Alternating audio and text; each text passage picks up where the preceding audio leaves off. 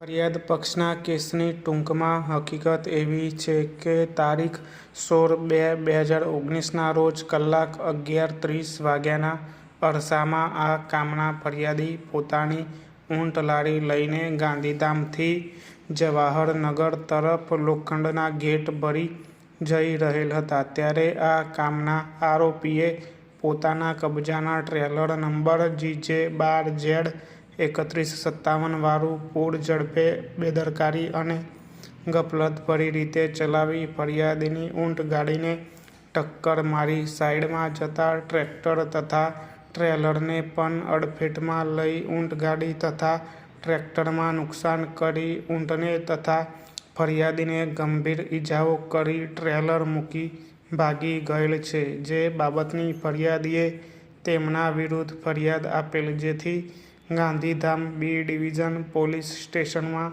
First ગુના register number 29/2019 થી ભારતીય દંડ સંહિતા 1860ની કલમ 279, 337, 338, 427 તથા ધ મોટર વ્હીકલ એક્ટ 1988ની કલમ 177, 184, 135 મુજબનો ગુનો નોંધાયેલ છે. તપાસના અંતે આરોપી વિરુદ્ધ હાલનું ચાર્જશીટ અત્રેની અદાલત સમક્ષ રજૂ કરેલું છે.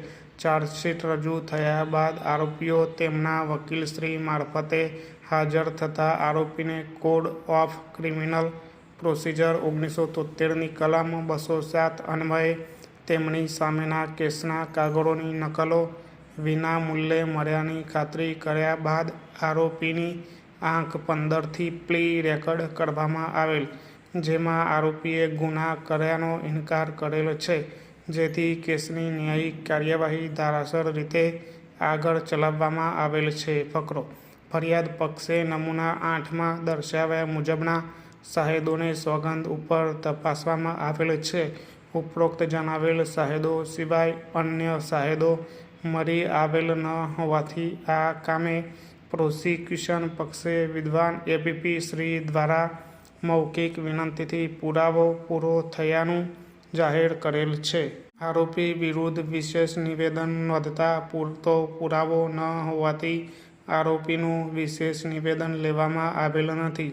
ત્યારબાદ ફરિયાદ પક્ષ તરફે વિદ્વાન એપીપી શ્રીની તથા આરોપી તરફે વિદ્વાન વકીલશ્રીની દલીલો સાંભળી. ફકરો: ફરિયાદ પક્ષે આંક 7થી શાહેદ વીરભદ્રસિંહ જાડેજા નાઓને તપાસવામાં આવેલ છે, જેમાં તેઓએ જણાવેલ છે કે તેઓ વરસામેડી, તાલુકો અંજાર ખાતે તેમના કુટુંબ સાથે રહે છે. તેઓ ડ્રાઇવિંગ કરે છે. તેમની પાસે ટ્રેક્ટર નંબર GJ12S1994 તથા એક ટ્રોલી નંબર GJ12AB1634 વાળી છે, જે ટ્રેક્ટર તેઓ ચલાવે છે. આ ટ્રેક્ટરમાં લાકડા ભરી અલગ અલગ જગ્યાએ ખાલી કરવાના ફેરા કરે છે. તારીખ 16/2/2019ના રોજ તેઓને સમીર ગર્ગ ડેમસામાંથી શંકર રોડવેજથી આગળના પ્લોટમાં માલ ખાલી કરવા જતા હતા. પાછળ ટ્રોલીમાં લાકડાની પટ્ટીઓ ભરેલી હતી. આ અકસ્માત પુલ પાસે મેઇન હાઇવે પર થયેલો હતો. આ સિવાય બનાવમાં બીજું કાંઈ બનેલ નહીં.